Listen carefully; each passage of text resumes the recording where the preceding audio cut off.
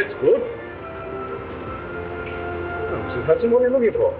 Haven't you finished packing yet? Not yet, sir, but I'm getting along. Well, be as quick as you can, won't you? Indeed, I will. But his things do take a bit of collecting. Well, how about his chemical apparatus? He's very particular about that, you know. He'll have packed that himself by now.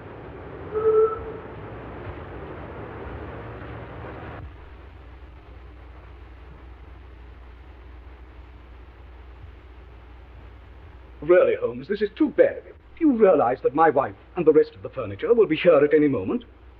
I told you the van that's bringing my stuff is taking all your things into the country. I'm so sorry, my dear Watson.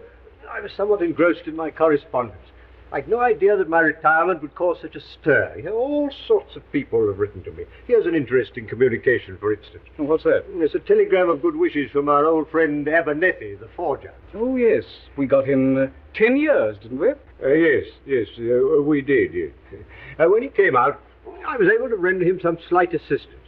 You know, I'm not sure, my dear Watson, that of all the kindly messages I've received, even from the most exalted persons, that this is not the most gratifying. Well, I don't suppose they're all regrets at your retirement. I imagine there are quite a number of people who'll be immensely relieved. Undoubtedly, my dear Watson. Chief among them, another old friend, Professor Moriarty. Oh, Moriarty. Do you know, Holmes, he's the one subject on which I believe you're utterly mistaken. Oh, no mistake, my dear Watson. That harmless old professor of mathematics. That harmless old professor of mathematics, as you call him, is the brains behind the biggest criminal organization in Europe. You know, my one regret in retiring is that the police neglected to take advantage of the opportunity I gave them of arresting him. I failed to run him to earth. Well, we won't argue about it, Holmes. Well, I'd better run along and see if the van's left my place yet.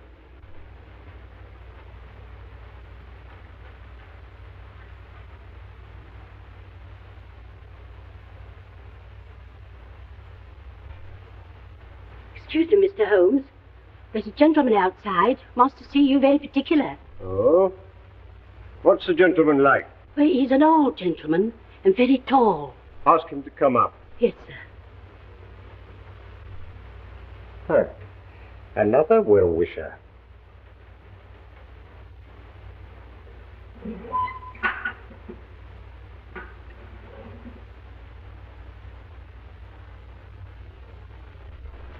Come in, my dear Professor.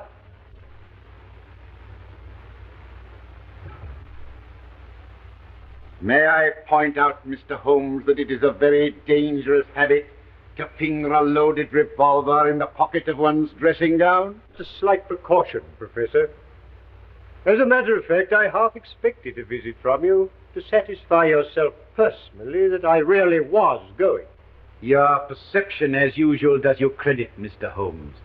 I must confess that, personally speaking, I cannot regret your intention to retire. I can well believe you, Professor. I also feel that from your own point of view, it is a very wise course. In fact, it is the only course possible. I'm afraid I don't quite follow. Do you not, Mr. Holmes? Allow me to refresh your memory.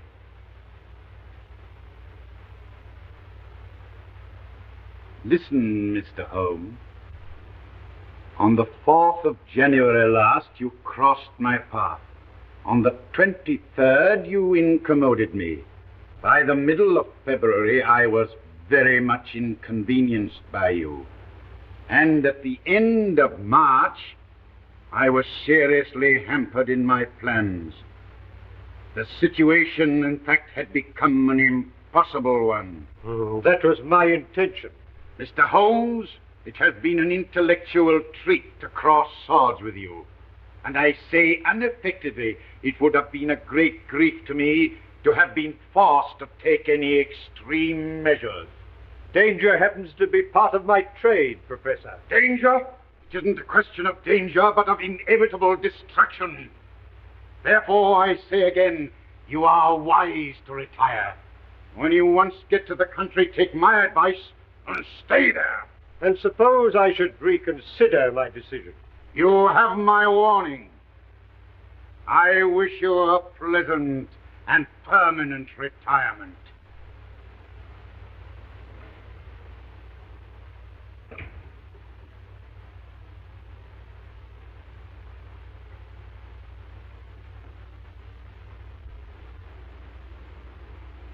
Now see here, Colonel Moran.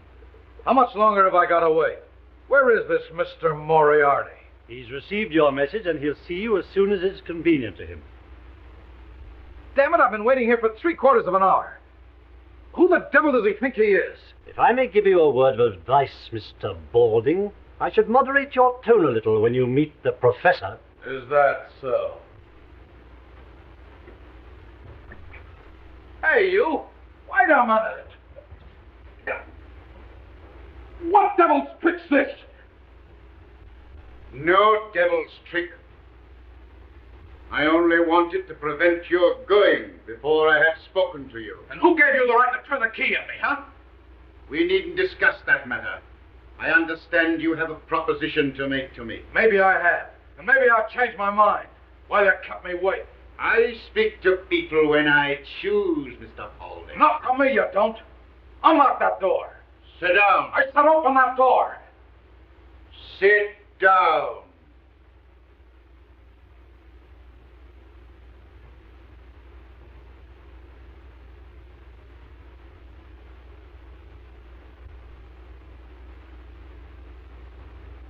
You're merely wasting time.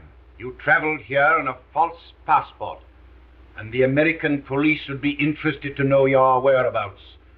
So you will do as you're told. Okay, Mr. Moriarty. I understand you represent an American society which is anxious to remove one of its ex-members, who is now living in this country under an assumed name. That is so. And you wish the aid of my organization. What do you propose to pay? $50,000. Reasonable. Now you will tell me all you know about this man, how you traced him to England, when he arrived here, and in what part of the country he was last heard of. Colonel Moran speaking. Yes, he's interviewing the Professor now. Yes, we're quite satisfied with his credentials. It's simply a question of whether the Professor decides to take up the case or not. I will take up the case, Mr. Balding, on one condition. Yes? That you place yourself entirely in my hands. Carry out my instructions implicitly and obey my slightest order without question.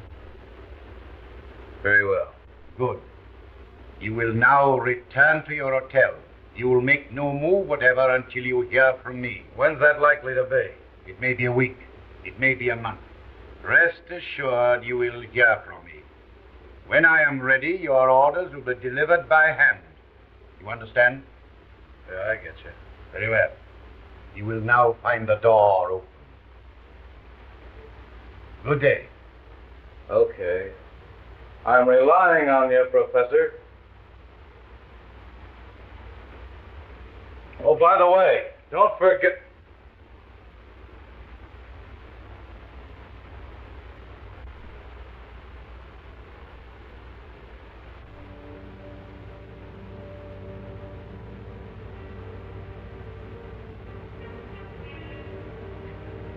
Going downstairs again, darling?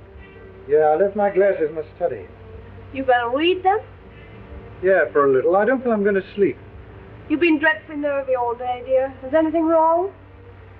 No, dear, nothing. I just don't feel I'm going to sleep, that's all. I see.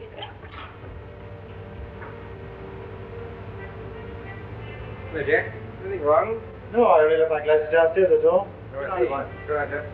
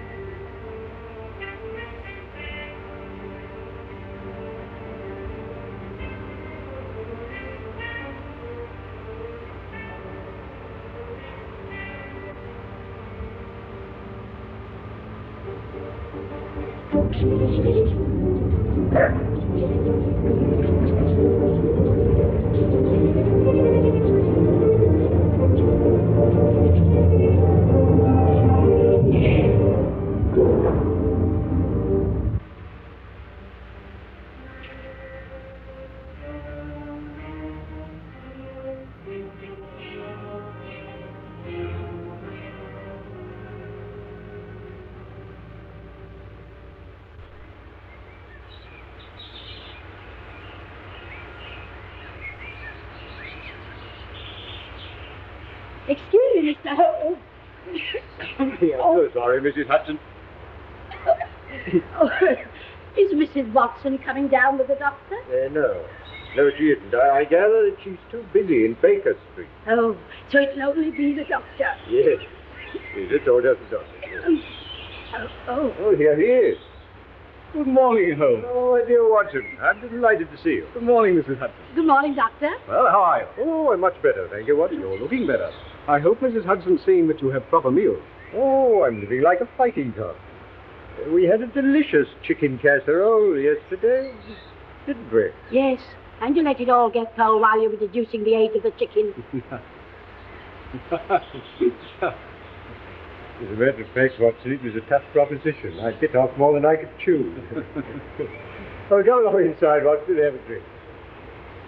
I know you must need one after your long journey. Yes, I could do with one, thanks.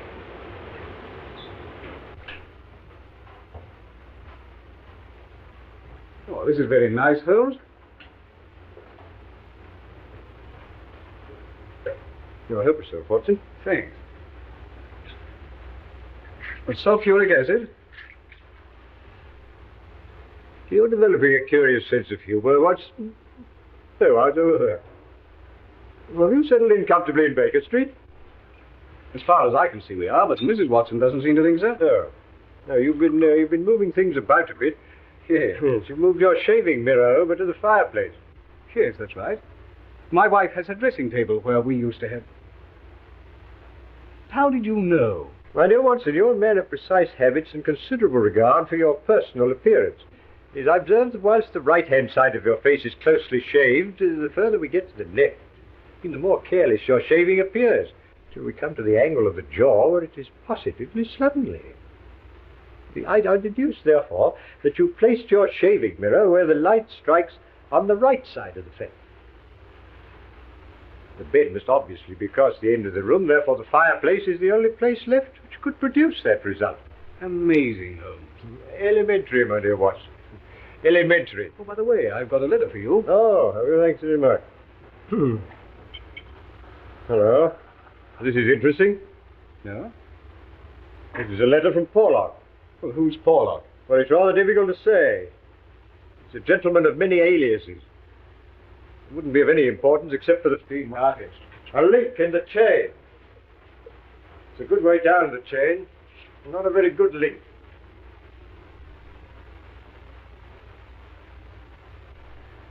Now, look here, Holmes. Please remember that you've retired. Twice he sent me advance information that has enabled me to prevent a crime. Whether it was his conscience that made him do it, or a £10 note sent to him by devious methods, I've never discovered. What do you make of that, Watson? I don't want to make anything of it. Put it in the waste paper basket. There's a good fellow. My dear Watson, I'm willing to put anything in the waste paper basket if I can do so with a clear conscience. I might never forgive myself if I did so in this case. What do you mean? I mean that something sinister is afoot, Watson. Just cast your eye over there. Obviously in cipher. How true, Watson, how true. I'm glad you've spotted it. Yes, there's only one word, Burlston. And then there's a series of numbers that obviously represent words. Probably taken from some book. Now, the point is, what book? Well, why doesn't the fool tell you? My dear Watson, send the key of the cipher in the same envelope as the cipher itself. Oh, no, my dear fellow, the key will probably follow in another envelope. And meanwhile, it might be instructive if we try to decipher this ourselves. Now, the cipher message begins with the number 534. Mm-hmm.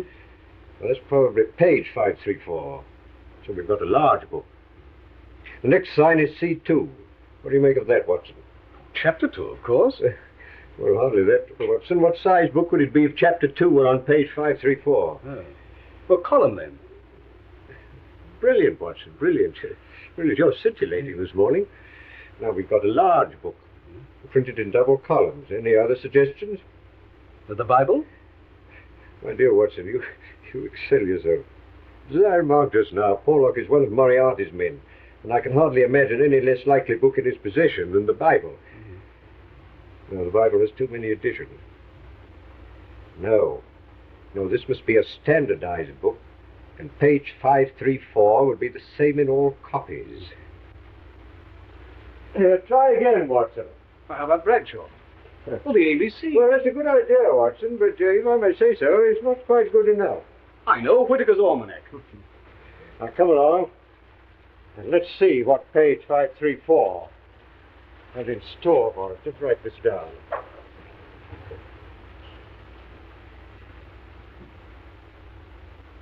Danger? Good, Watson, good. You got that down? Yes. Capital. Owner, Burlston Castle. So what's it mean? It means, Watson, that some devilry is brewing against the owner of Burlston Castle. Excuse me, Mr. Holmes. It's Inspector Lestrade. Oh, gentlemen. Morning, Lestrade. I told him he wasn't to come worrying Mr. Holmes, but he said he'd arrest me if I didn't let him in. That's all right, Mrs. Hudson. That's all right. You understand, Inspector, that Mr. Holmes is retired. You're not going to drag him up to London. Oh, no, sir, I wasn't thinking of doing that. I called in to ask Mr. Holmes if he'd be good enough. Burlston? Oh, what's this, Mr. Holmes? This is magic. That's a cipher that Watson has just solved.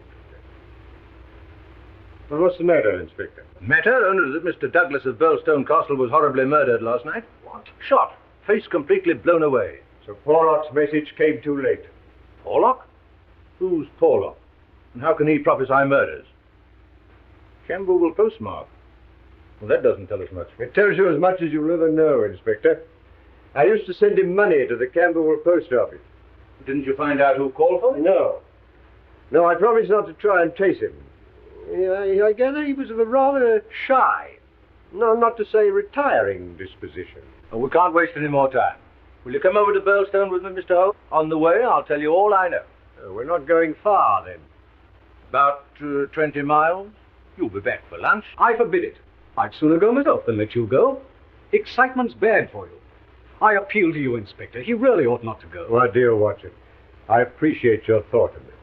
I wouldn't dream of going if I were not convinced that Moriarty is behind all this. Not your Professor Moriarty? Yes, Lestrade, Professor Moriarty. My dear Mr. Holmes, you're beginning to see his hand in everything. Porlock is one of Moriarty's men. Now, look here, Lestrade, I'll bet you my new beehive to your old bowler hat that you'll find that Moriarty's behind this Burlston affair. All right, I'll take you. Good.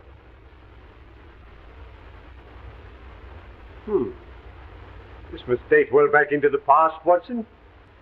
I suggest these are the remains of the old outer fortification. Yes, obviously. Well, I suggest, Mr. Holmes, that we should do better to go inside and view the scene of the tragedy. My dear Lestrade, I always think it wise to get one's bearings before proceeding into deeper waters.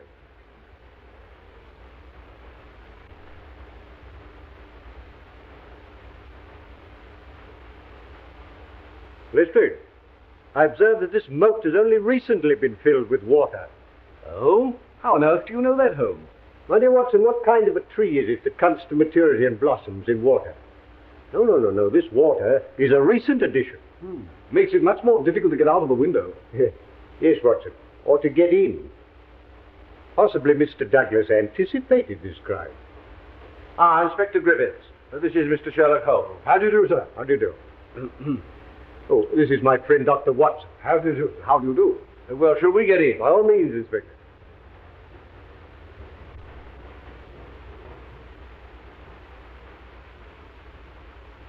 This is what it was done with, Mr. Holmes. I found it lying just there. There was no signs of a struggle except the peculiar position of that chair. I see. Now tell me, who else beside Mr. Douglas was in the house at the time of the tragedy? Mrs. Douglas and Mr. Cecil Barker, a friend of the family. Here you are, Mr. Holmes. Dear me, these are dreadful injuries. Must have been at point-blank range. Whoever did this didn't intend to miss. Well, one can hardly miss with a sawn-off shotgun. American, Pennsylvania Small Arms Company. You'll observe that the triggers are wired together. So we got both barrels at once. And what do you make of this card, Mr. Holmes? VV341. It was found pinned to the body.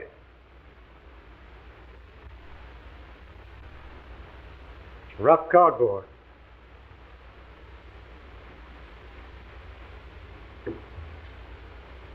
Not written in this room. If this was done with a broad nib, these are fine. What does it mean, Holmes? You say the drawbridge is raised every evening, Yes, about sunset. and the tragedy occurred about 11:30. Yes. Obviously suicide. We thought that at first, sir, till someone pointed out this. What is it? A footmark. Yes, someone must have got out of that window. Who pointed this out? Mr. Barker, sir. Oh. Blood. Yes, his shoes must have been covered in blood from the state of the room. He undoubtedly swam the moat. Oh, hardly. It's not more than 3 feet deep anywhere. Oh. You've observed, of course, that someone has been hiding here. There are distinct marks of muddy boots.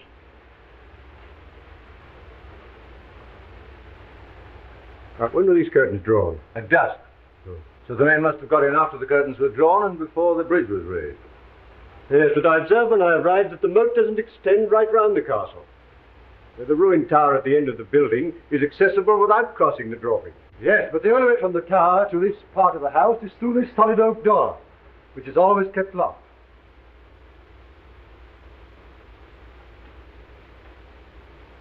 Is it? By Jove, Holmes. It doesn't seem to be locked now, does it? Well, that's funny. I always understood. Yes, we'll return to that later. Meanwhile, I must ask you to make no reference whatever to it. Now I think we'll have another look at the body. Oh, and I should like to have a word with that Mr. Cecil Barker. Very good, sir.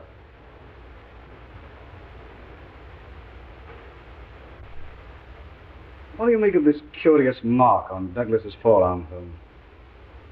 Do you think it's a sign of some secret society? How would you say that was done, Watson? It isn't tattooing. No, it's a brand. It's been done with a red-hot iron. Very painful. Mr. Barker, this is Mr. Sherlock Holmes. How do you do? I'm very glad you're able to come, Mr. Holmes. This is my friend, Dr. Watson. How do you do? How do you do? Now, Mr. Barker, I understand you discovered the body. Yes, I had the shot and came straight down. Poor Douglas is lying where you see him now. The lighted candle was on the table. This candle? Yes. And you gave the alarm immediately? Yes, I rang the bell for Ames. That's the butler. And a minute later he came in. So that within 2 minutes of the murder, Ames was in this room? Yes. What was the first thing he did? He put that lamp he was carrying on the table. It blew out the candle. As a matter of fact, I was here so quickly myself after the shot. I must actually have been in the room while the murderer was escaping through the window. Why do you say through the window? Because there's no other way out. That door to the tower is always locked. But we've just... Now tell me, Mr. Barker, did Mrs. Douglas come in here after the tragedy? No, I was able to stop her just in time. How long have you known Mr. and Mrs. Douglas? About a year. I met them when they first came to Switzerland from America. How long have they been here? About 9 months. You don't know anything about Douglas's past life. Only that he used to live in Chicago. You never heard him speak of any secret society. Funny you should mention that. He never told me about it himself, but I always got the impression that he was a member of one, or an ex-member. You don't know what that mark on his arm was? No. I've seen it often, of course, but he never told me what it was, and I never liked to ask him. It was one of the things that rather made me wonder about that secret society. Anything odd about his behavior at any time? Well, he hated meeting people. In Switzerland, he hardly ever moved from his chalet in the mountains. Rather made me wonder if somebody was after him. When he suddenly packed up and bolted to England, it made me wonder all the more. Come in. Excuse me, sir, but Mrs. Douglas would like to see Mr. Holmes when he's finished his investigation in this room. Oh, certainly.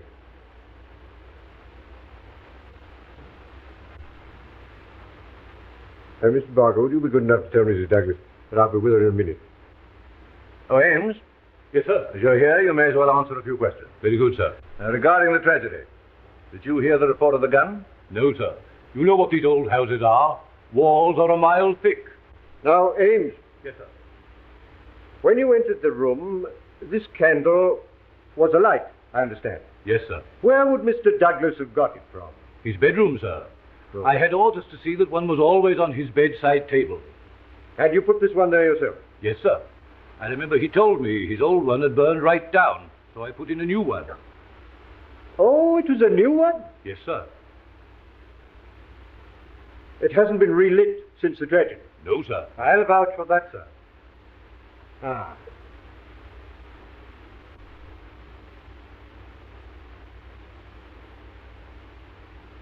Did these candles come out of the same box as that one on the table? Yes, sir.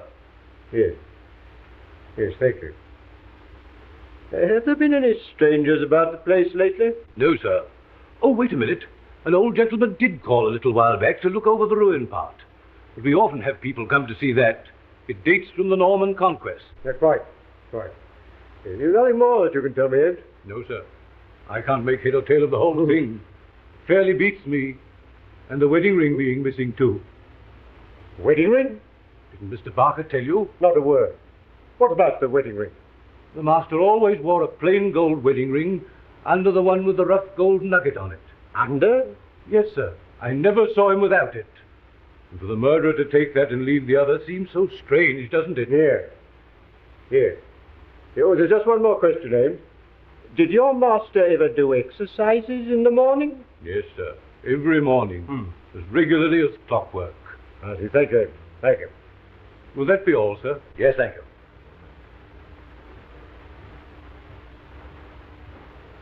Well, Mr. Holmes, the most important point so far is that obviously this has something to do with the secret society. On the contrary, my dear Lestrade, I suggest that the most important point so far is that Mr. Douglas did exercises every morning.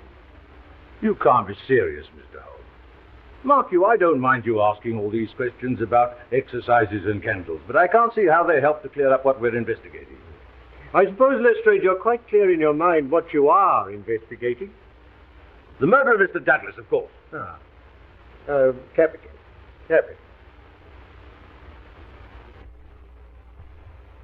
I've told Mrs. Douglas that Mr. Holmes will see her. Thank you. Now, I'd like to ask you one or two questions, if you don't mind. It's better. Did you know Mrs. Douglas before her marriage? No. But you've seen a good deal of her since. What are you suggesting? You've seen a good deal of him. I'm not suggesting anything. I'm here to get facts. Did Mr. Douglas entirely approve of your friendship with his wife? I refuse to answer. I suppose you realize that your refusal indicates that you've something to hide? I've got nothing to hide. I can't help but it indicates the... Now, look here, sir. It won't do any good to adopt that attitude. All right, I'm sorry. I know you're only doing your duty. As a matter of fact, I may as well tell you. Poor Douglas did have one fault, and that was jealousy. He liked my being here, but if Etty, that's Mrs. Douglas, and I had too much to say to each other, he used to go off the deep end and say the wildest things. But I assure you that no man ever had a more faithful wife than Etty, or a more loyal friend than I. No doubt. Still, the fact that his wedding ring is missing rather suggests that the marriage and the tragedy were in some way connected. I've no idea what it suggests. But if you're insinuating there was anything between me and Mrs. Douglas, you're on the wrong track, that's all. I don't think I have anything more to say to you. Any more questions, Mr. Holmes? Not at the moment, Lestrade, no. It immensely adds to the zest of an investigation when one is in conscious sympathy with the historical atmosphere of one's surroundings. May I commend this little book to your attention? History of Burleston? Huh. I've got something better to do than read that sort of stuff. Well, that's a pity, Lestrade. It's a pity, because you'd see here that this castle was erected in the 5th year of the reign of James I. And there are various associations of interest connected with this ancient building. I don't doubt it, but that's got nothing to do with us. Breadth of view, my dear Lestrade, is one of the essentials of our profession. Yes, well, as you don't seem to agree with me, perhaps we'd better go and see Mrs. Douglas. That's better. I'll show you the way.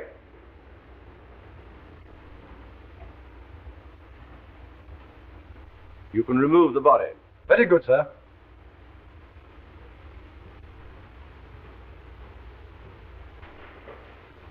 Etty. You've met Inspector Lestrade. This is Mr. Sherlock Holmes. How do you do, Mr. Holmes? How do you do? Well, may I present my friend, Dr. Watson? How do you do? It was good of you to come, Mr. Holmes. Not at all. I hope I may be of service to you. Won't you make yourself comfortable? Well, I think I shall leave you now. If you want me, I shall be in the garden.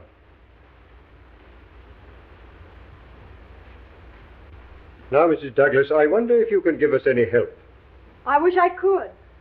But I didn't see the tragedy. So I understand, but you heard the shot. Now, how long after that were you stopped on the stairs by Mr. Barker? A couple of minutes. I just had to put on a wrap and some slippers. How long had your husband been downstairs before you heard the shot? 2 or 3 minutes. Not more than 5. Where were you married, Mrs. Douglas? In New York. Ah, in America. Have you ever suspected there was some danger threatening your husband, and that he knew it? Yes, I have. In fact, I'm sure of it. But he wouldn't talk about it. Not that there wasn't complete love and understanding between us, but, well, it's just that he didn't want me to be worried. You know nothing of his life in America that could have caused that threatening danger? Nothing at all. That mark on his arm, do you know what that is? No? You never asked him? Yes, I did once, but he refused to discuss it. So I never asked again. You've no idea what it is? None whatsoever. Can't you suggest anything? Mrs. Douglas, I suggest that you tell me the truth. Mr. Holmes! You know perfectly well what that mark is. You couldn't possibly have lived in America without knowing. That mark is the brand of the Scourers. Scourers?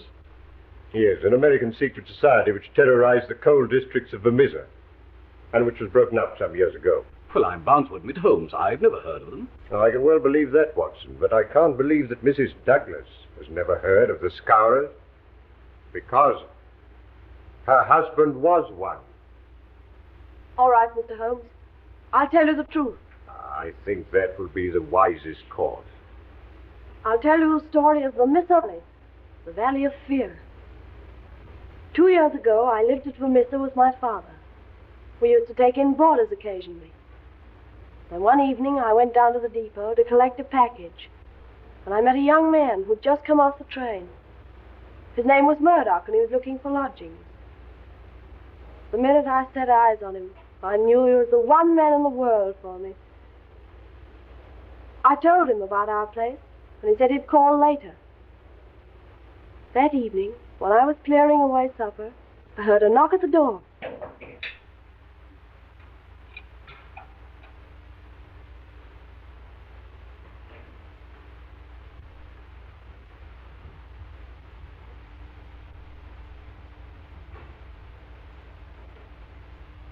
So you've turned up, Mr. Murdoch. I sure have. I try to make it a habit to keep my word.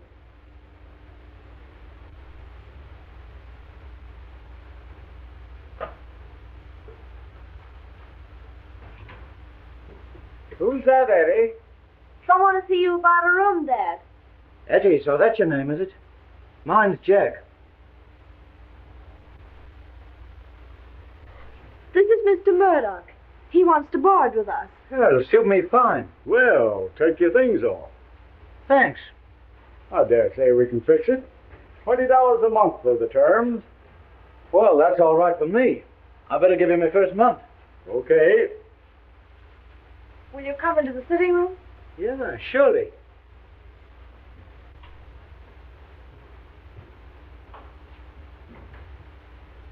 Well, this looks pretty good to me. Won't you sit down? You know, I don't think I'm going to feel homesick.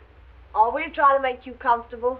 Don't you worry, Etty. This is going to be more like home than any place I've been in since I come to the States. Oh, you're not American then? No, as a matter of fact, I was born in England, but I've been here the best part of my life. Oh.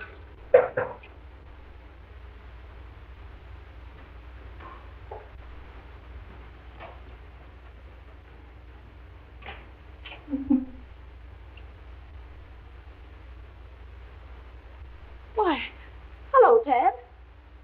I didn't expect you so early. Yeah, so it seems.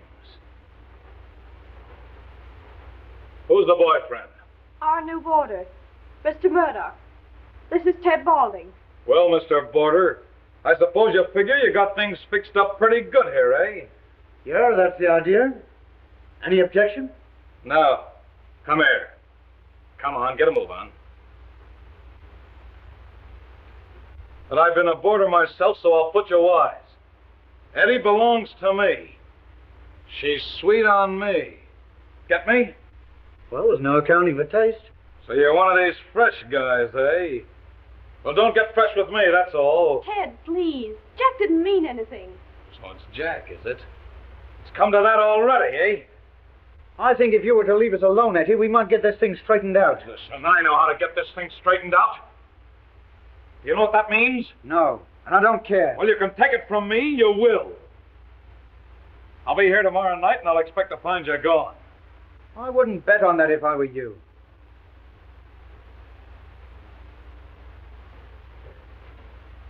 You'll be sorry you ever came here before I'm through with you.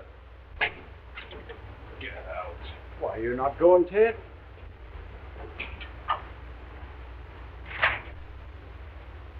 Say, Eddie, what's the matter with Ted? Oh, he's sore of Mr. Murdoch being our new boarder. Sorry you should have a scare on your first night, Mr. Murdoch. Scare? You don't think I'm scared of that, do you? Most people are. Well, I'm not. Who the devil is he, anyway? He's one of the bosses of the Scowrers. The what? The Scowrers, a society of murderers and blackmailers. The ancient order of freemen, they call themselves. Oh, baloney. The freemen are to be found in every town in the States. It's a society for charity and good fellowship. Not here, it ain't. It's just a murder gang. Well, then why don't they bring them to justice? Tell me that. Because no one dares give evidence against them. Juries don't dare to convict. The judge has to do as he's told, and the police are all square. Say, you're just trying to kid me. I don't believe a word of it. Aren't there 50 murders to prove it? Is there a man or woman in the valley who doesn't believe it? Well, you don't scare me. You see, you don't know me. And you don't know McGinty and his gang. McGinty, eh? That's queer. I've got a date with that guy this evening. McGinty? What have you got to do with McGinty? Well, I've got a report to him. You see, I happen to be a freeman myself. What? What? You a freeman? Then you don't stay here another minute. Here's your $20 back. I wouldn't have you for $100 a week. But you can't turn them out now. Oh, can't I? I'm telling you, I got no use for these freemen. It's bad enough to have one hang around Eddie. I'm not going to have another for a boarder. You get out of here tonight. Well, tomorrow morning.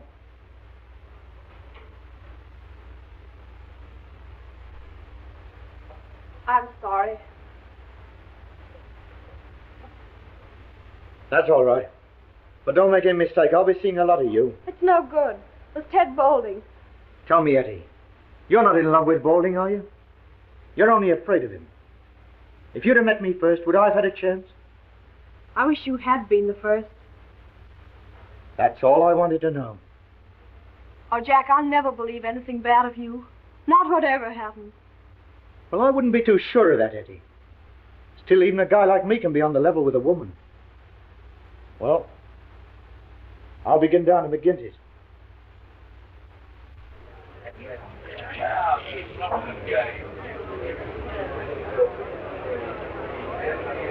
Whiskey.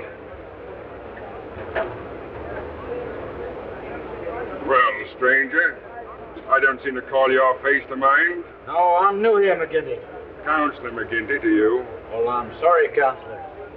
I was told to come here by Brother Scanlon, Assembly 341 for missing. I drink to your health and our better acquaintance. Oh, it's like that, is it, Mr. Murdoch? I'd have to look a bit closer into this, Mr. Murdoch. We don't take people on trust in these parts. Let's have a little talk in private. Yeah. You mind stepping through that door there?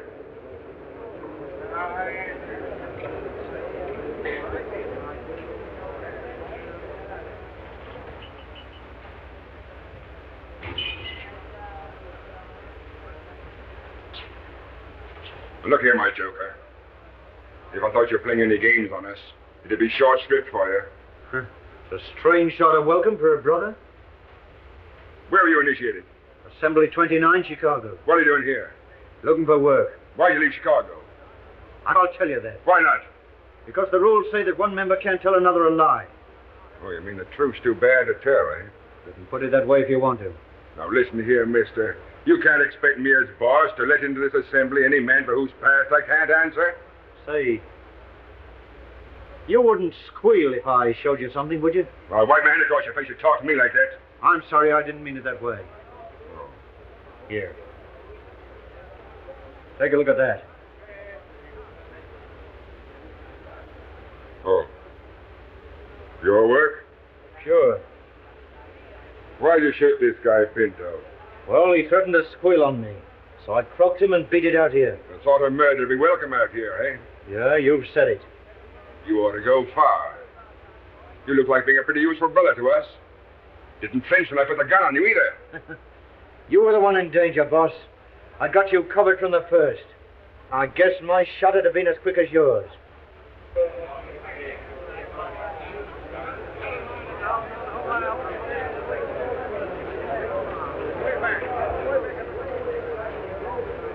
So you got here first, did you? I want to have a word with you about this man. Yeah, you say it right now. I'm here. I'll say it how and when I please. I'm content to leave it to you to judge between us, Counselor. Well, what is it? Well, a young lady. I think she's free to choose for herself. Is she? As between members of the assembly, I should say she was. So that's your ruling, is it? Yes, it is. Were you thinking of disputing it? You'd back a newcomer against me, would you? Well, you're not boss for life, Jack McGinty. And let me tell you this. When it comes to the Bolton... You've been asking for it a long time, Baldy. Now you've got it. I've got nothing against you, boss. All right. Now, we can't have bad blood between brothers. Go along in the bar, and I'll buy about the drink.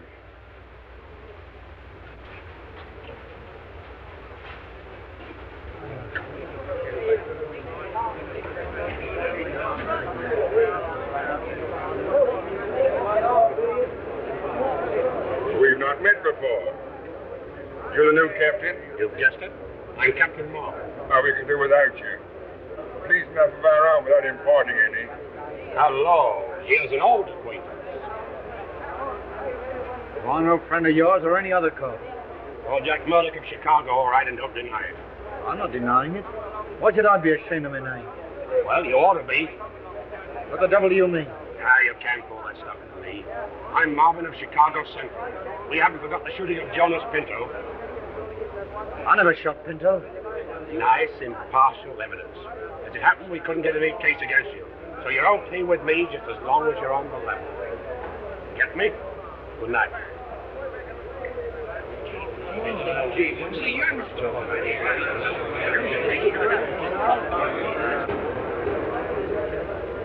Well, boys, here's a new brother from Chicago.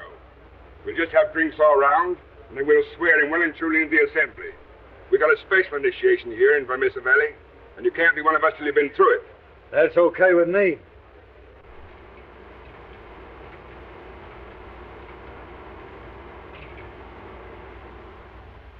Okay. Brother Murdoch, can you bear pain? As much as anyone, I guess.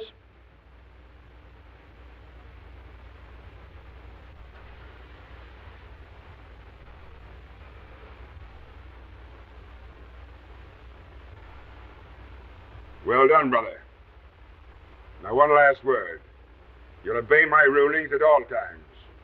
And the penalty for breach of faith is inevitable. I understand. Well, boys, we must get to the business of the evening.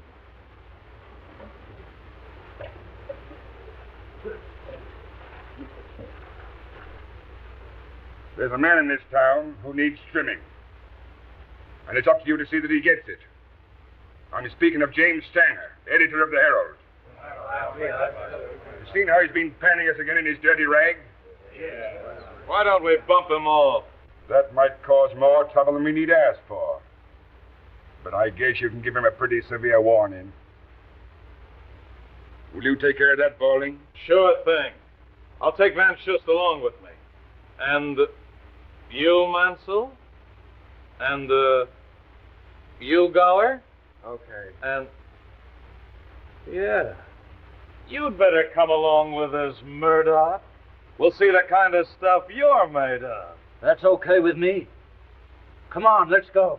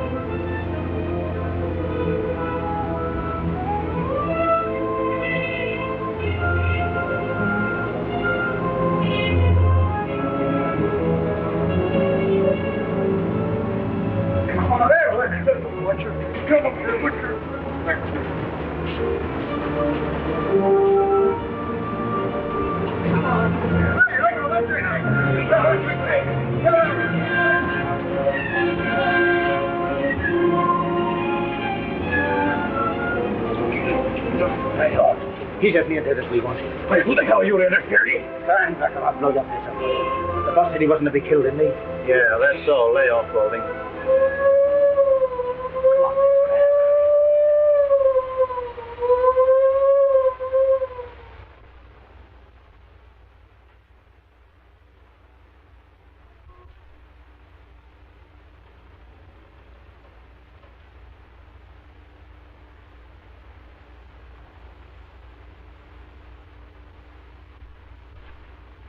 Oh. I'm sorry, Counselor. I'm not much of a visitor, Murdoch, but I thought I'd stretch a point in your case. I'm honored. But how'd you know I was here? I only came this morning. It should be enough for you that I do know. It may be enough for most men, but not for me. So you're a queer guy. Scanlon told me, if you must know. Lives here too, so he says. Yeah. Have a drink. Sure.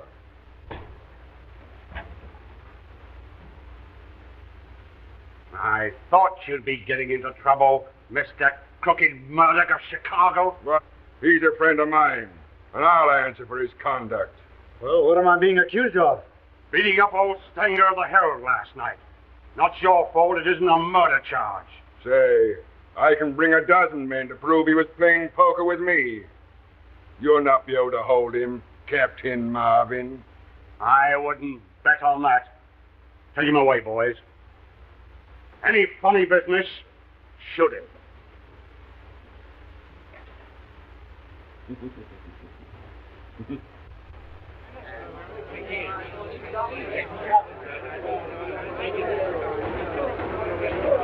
Ordering all. Do you find the prisoner, John Murdoch, guilty or not guilty? Not guilty.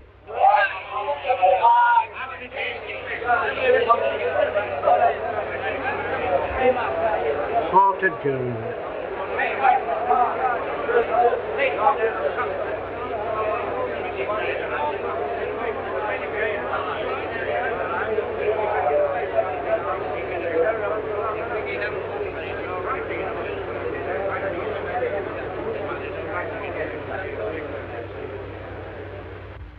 You see? I told you needn't worry.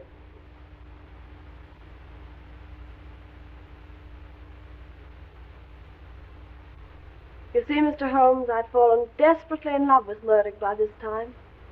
Broke my heart to find him going from bad to worse. But he was always straight with me. I see. And was Murdoch taken completely into the confidence of the Scowrers? Yes. In 6 months, his name was a byword in the valley. People were as scared of him as they were of McGinty. Pray proceed, Mrs. Douglas. One night, he and another man were sent to shoot one of the most respected pit managers in the valley. I felt something awful was going to happen. I didn't know just what.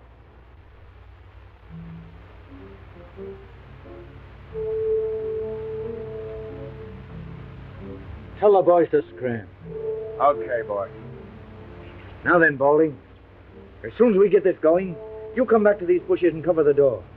He's got to come out when he finds a place alight. And where are you going? Don't be a sap. I've got to cover the back, haven't I? Come on, let's go. Okay.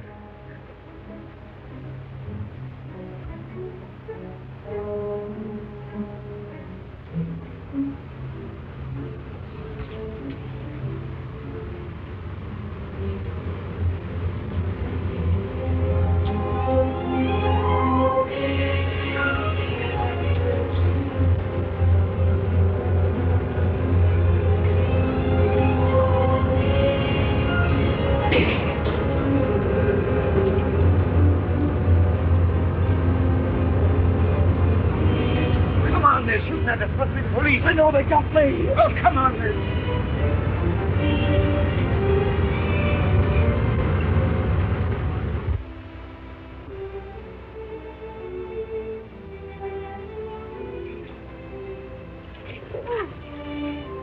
I'm sorry, Eddie. I didn't hear you come in. What's the matter, Jack? Why are you so scared of me? I'm not scared, honey. I was just thinking of other things, that's all. Oh, no, it's more than that. Let me see the letter you were writing. A letter? Yeah, the one you're trying to hide from me. No, I can't do that. It's secret. It's the business of the society. You know, when you come in, I thought you might have been a detective. Oh, Jack, can't you give it up? That's what I've come to ask you. I heard about last night. Help me get away from this terrible place, this valley of fear. No, I can't do that right now. They'd never let me get away knowing as much about them as I do. Still, maybe in 6 months' time I could find a way. 6 months? Is that a promise? Perhaps 8 months. Anyway, within the year. Oh, darling. You see, I felt happier after his promise. Did he keep his promise? Did you leave in 6 months? It wasn't a matter of months, Mr. Holmes, but hours. That same afternoon, I was just going upstairs when I heard someone come to the door.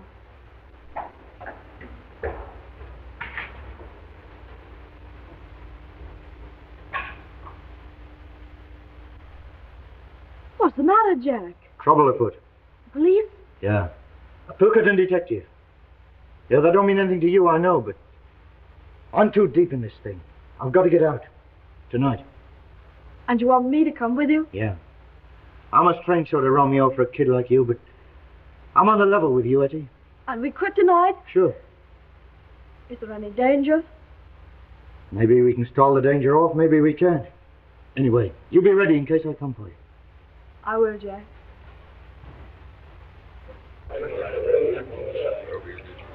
Boss, I've got some bad news. What sort of bad news? Well, I can't tell you in public, but let me collect a few of the boys and go into your room and discuss it. Okay, carry on. Ollie, Cormac, you go. Gower. Mansell, come into the boss's room, will you? Yeah, and you too, Willoughby. Okay.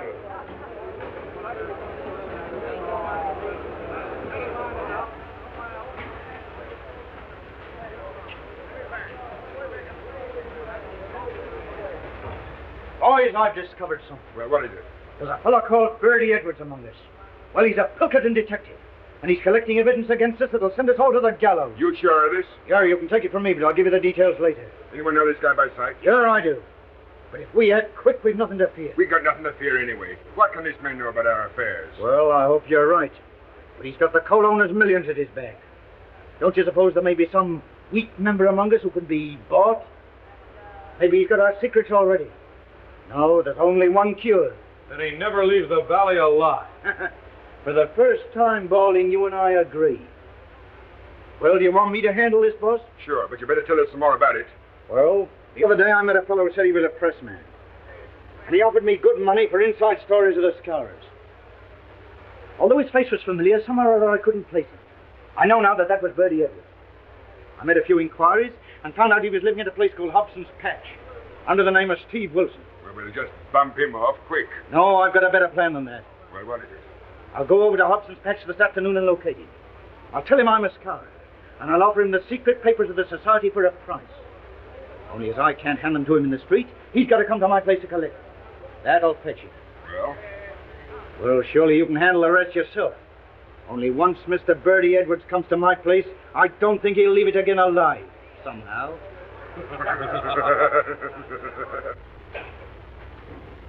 Oh. Well, he's coming. Good. Come right in, make yourself at home, boys.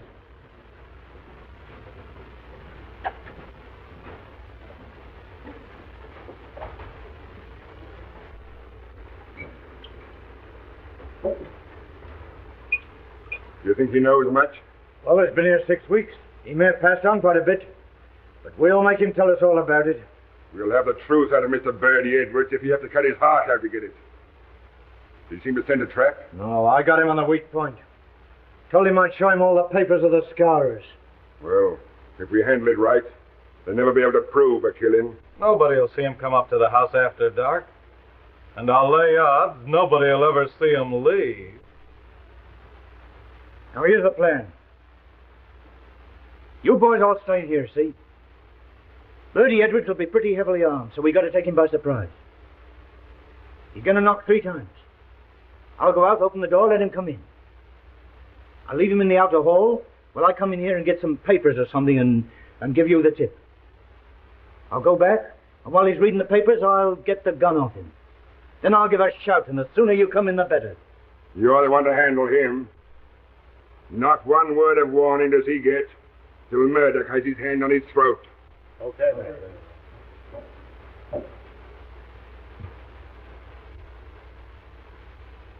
Pity you haven't got shutters on your windows. Don't you worry, we won't be spied on. Perhaps he won't come. He's as eager to come as you are to see him. He may be here any minute. Now keep quiet. Not a movement till I give you the sign.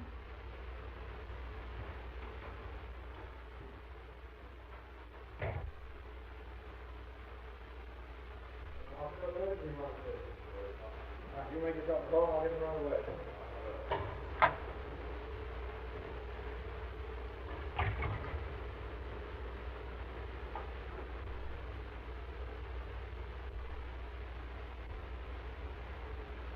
Well, is he here? Is Bertie Edwards here? Yeah, he's here all right. I am Bertie Edwards. I'll get you, brother, you rotten cop.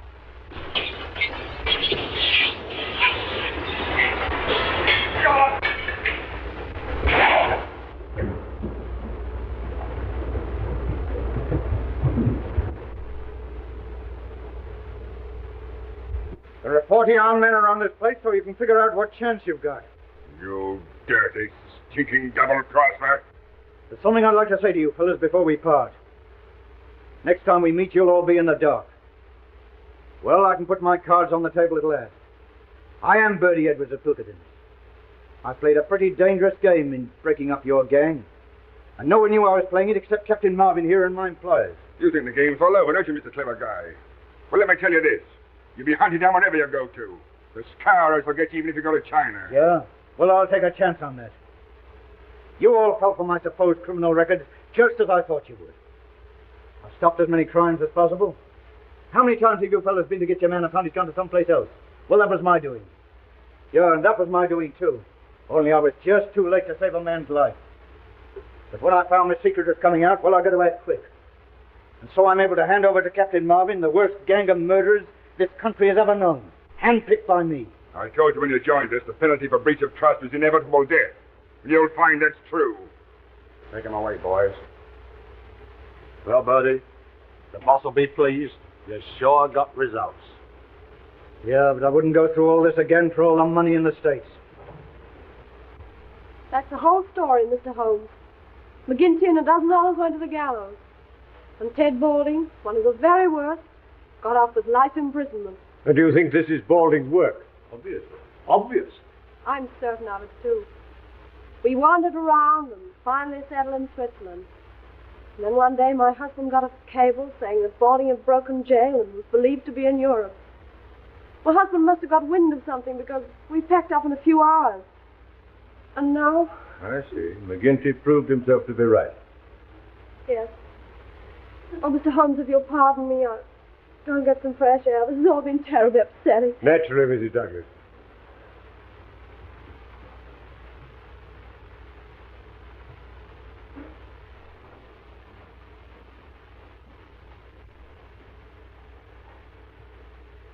Well, that's all as clear as crystal, Mr. Holmes. All we've got to do is to find Balding, and that shouldn't be difficult. Ah. They may even have got him by now.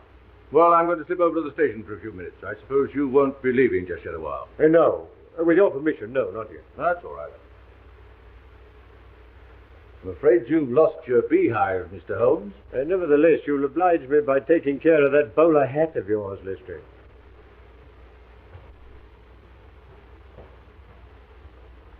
Well, it didn't take us long to solve that. You know, I'm sorry for Mrs. Douglas. Extremely pretty woman, don't you think? Is she? I didn't notice. Really, Holmes, there's something positively inhuman about you at times. My dear Watson, I never allow my judgment to be biased by personal qualities. I can assure you that the most winning woman I ever knew was hanged for poisoning 3 little children for their insurance money. Oh, I see.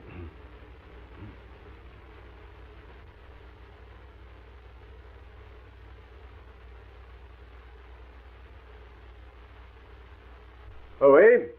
Yes, sir. Is there anything I can do for you? You said your master used to do exercises.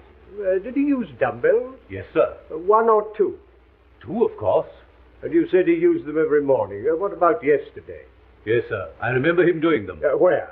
Down here? Yes, sir. He used to say he liked plenty of elbow room. Yes, thank you, eh? Thank you.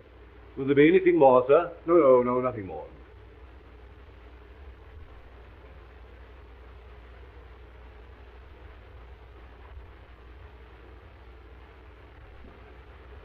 Seriously, Holmes, this is all very simple. What's to prevent our going home to lunch? Only that I'm rather concerned about the missing dumbbell, Watson. Dumbbell? Yes. Yes, I'm not referring to the good Lestrade, whom I'm aware has gone to the station, but to the equally solid article used for developing the muscles. One usually looks for them in pairs, my dear Watson. I can only account for one. No, this is by no means a simple case. What complicates it still more is where does Moriarty come in? He doesn't. Balding murdered Douglas, and it's Lestrade's job to find him. My dear Watson, you appear to have forgotten that only this morning we decoded a message from one of Moriarty's men foretelling this tragedy. Oh, yes, of course. Yes, so we did. Well, what's the next step, Holmes? You can lend me your umbrella. Umbrella? Here. But it's not raining. How true, Watson, how true. Nevertheless, I should like it. You brought the one with the crooked handle, didn't you? Yes, I left it in the hall. But that's a wretched weapon, Holmes. Take my revolver. No, my dear fellow. There's no danger. If there were, I'd ask for your help. No, I'm not thinking of doing any shooting, Watson. Just a little fishing. Fishing? Yes. Yes, I want to see what the moat has to offer us. Oh, I see. Fishing. I'll go and fetch it.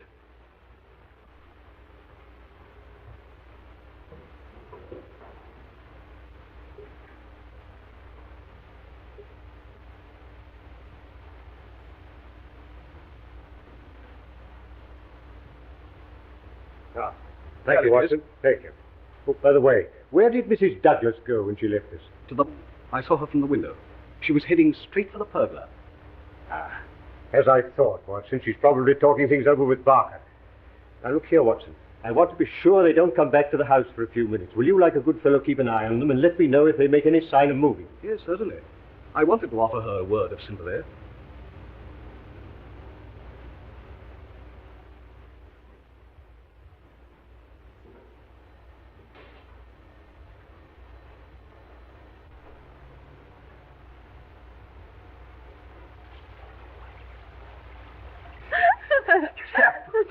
I don't know how I kept my face straight during my examination.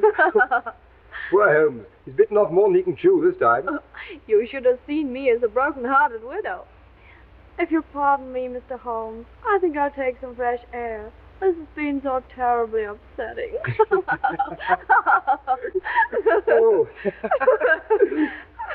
Look out. Dr. Watson, would you mind coming and speaking to Mrs. Douglas? I was about to offer my condolences to Mrs. Douglas, but they appear to be superfluous. As a matter of fact, she wants to ask you something. Yes.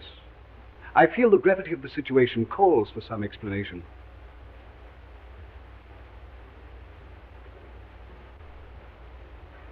I'm afraid you must have thought my behavior very callous, Dr. Watson. Your behavior is not my business, Mrs. Douglas. But I must admit, I find it a little difficult to reconcile with the circumstances. What did you want to ask me? If I was to tell Mr. Holmes something in confidence, would he tell the police? I can't answer that. In other words, is Mr. Holmes working with the police or on his own? That I can't answer. Well, could he get rid of the police? Tell them he was satisfied and send them away? Certainly not. Mr. Holmes is an independent investigator, but I feel certain that he would withhold nothing from the officials that might help to bring the criminals to justice. If you require any further information, I refer you to Mr. Holmes.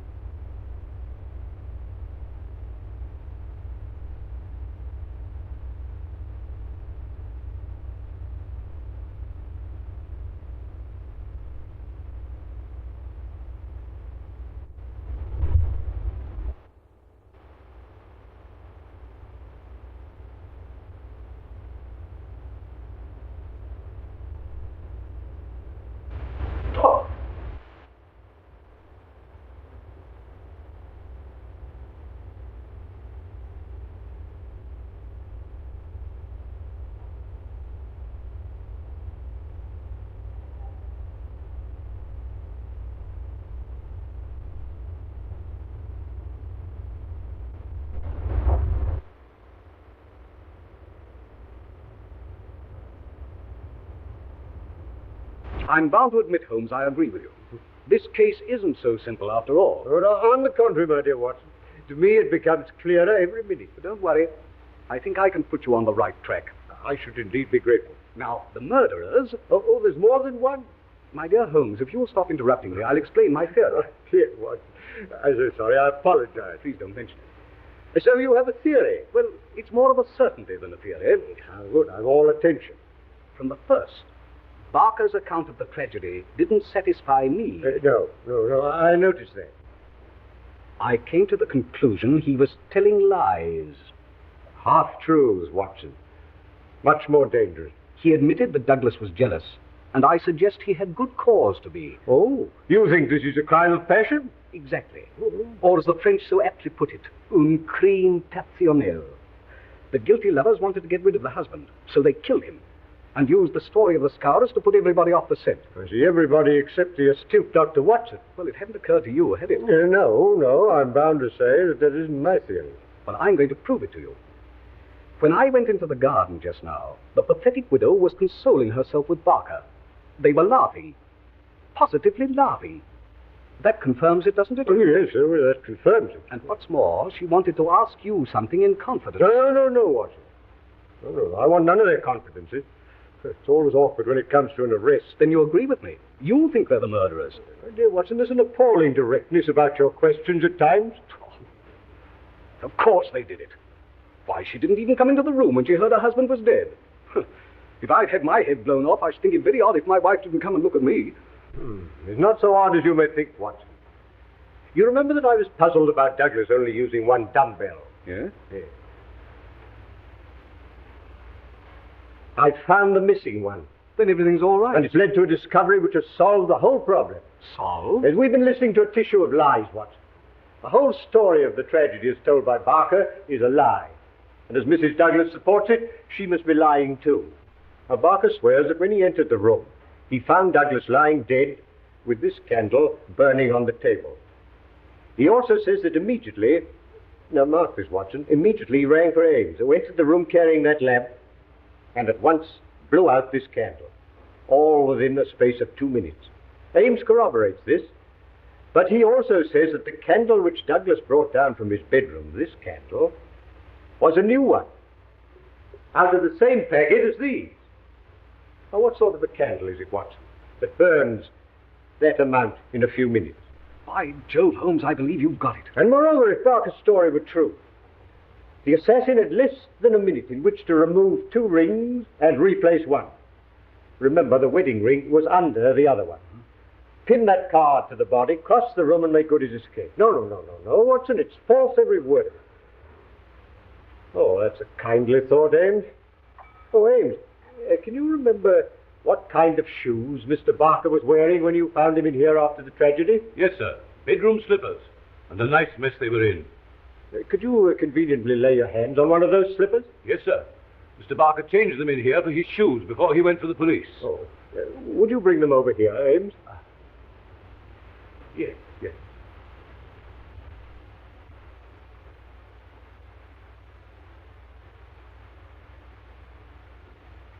Here they are, sir. Thank you, Ames, thank you. You needn't wait.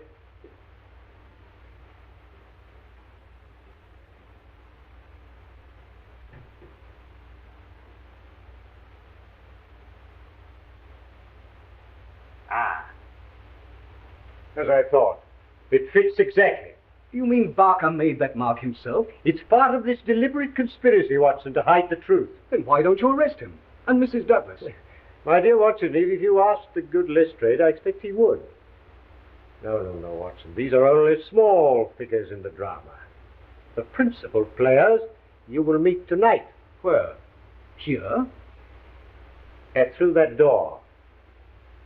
In the ruined tower of Burston Castle. Oh, I see.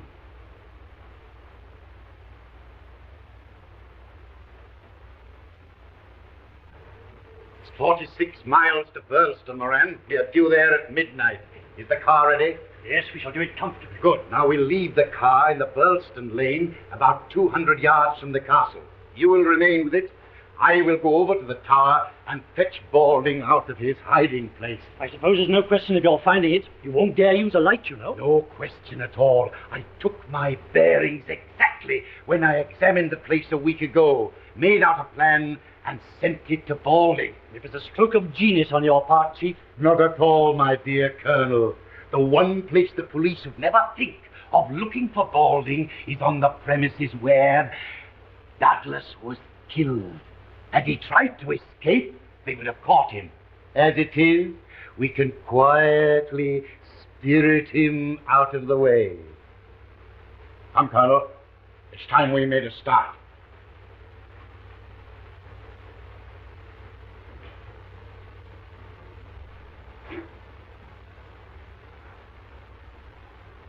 Well, Mr. Holmes, you haven't yet told me why you got me here. Ah, Lestrade, I wanted you to be present at the final act of this little drama. What, you mean you found Balding? Can I make an arrest? No. You're too impulsive, Lestrade. Before we talk about arrest, I think we might spend a profitable 10 minutes exploring the ruined tower. You're not trying to make a fool of me, Mr. Holmes? No, certainly not, Lestrade.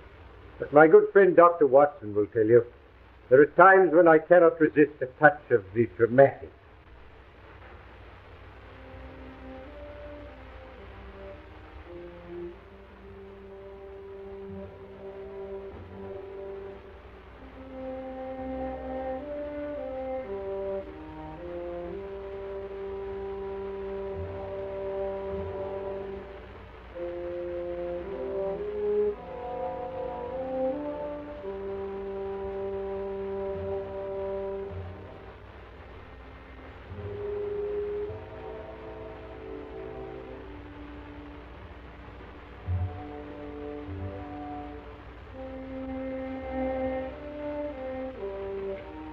What's the idea, Mr. Holmes?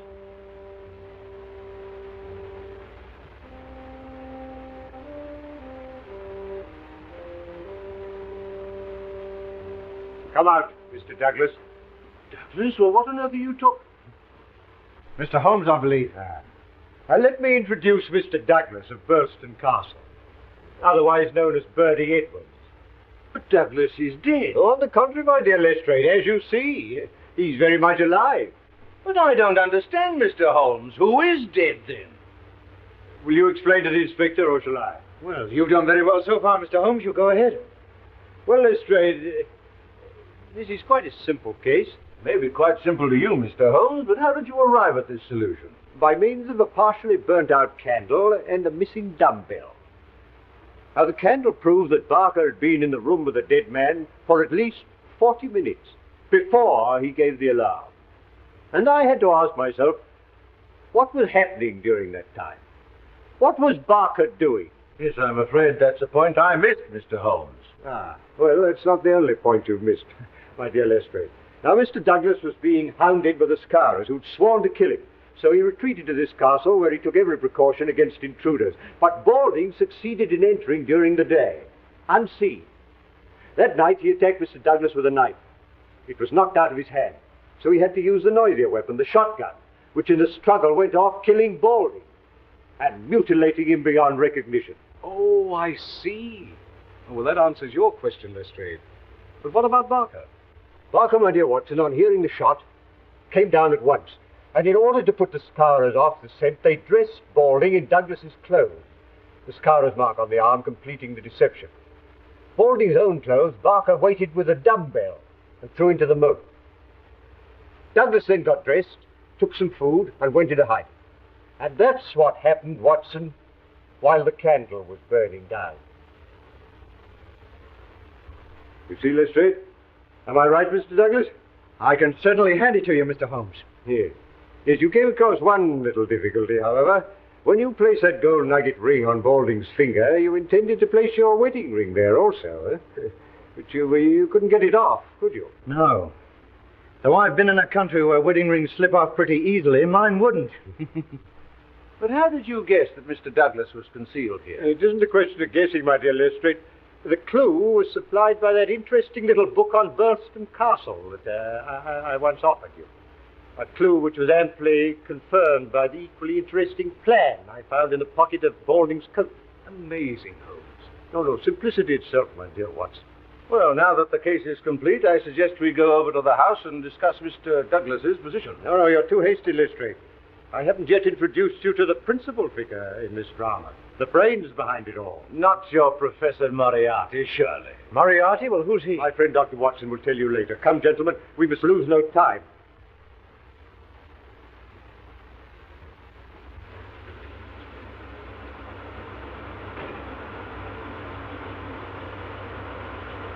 Keep her running, Moran. I'll bring Balding back in 5 minutes. Look here, Mr. Holmes, you can't expect me to believe in this Moriarty theory of yours. Moriarty's no theory, Lestrade, but a very great fact. Oh, well, we owe you a good deal. I suppose I must humor you. The catching of Moriarty will be the triumph of Sherlock Holmes. Quite apart from you losing your hat, Lestrade.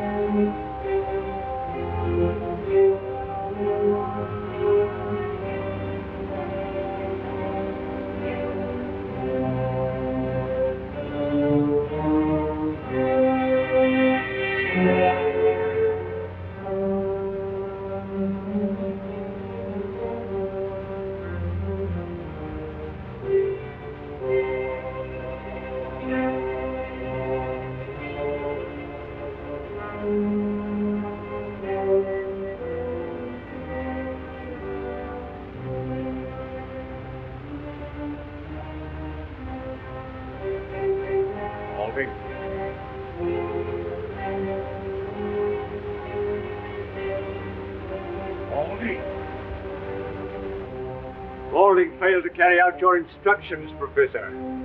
So you're in this, are you, Holmes? Well, I warned you.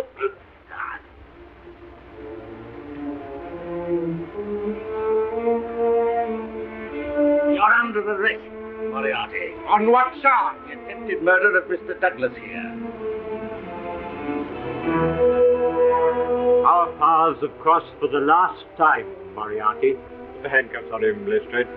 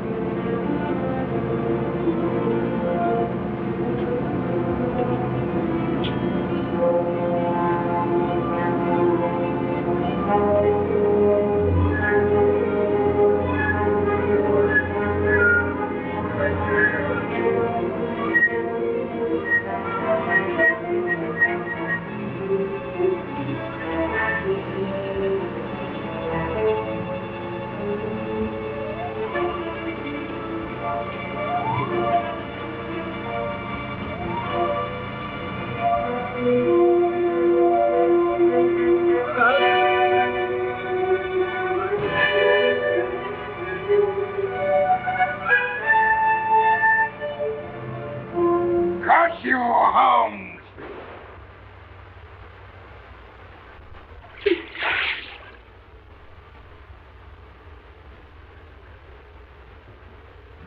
Good heavens, Holmes. It's a long drop. Yes. It is rather more than that required by law, I fancy, my dear Watson, but equally effective.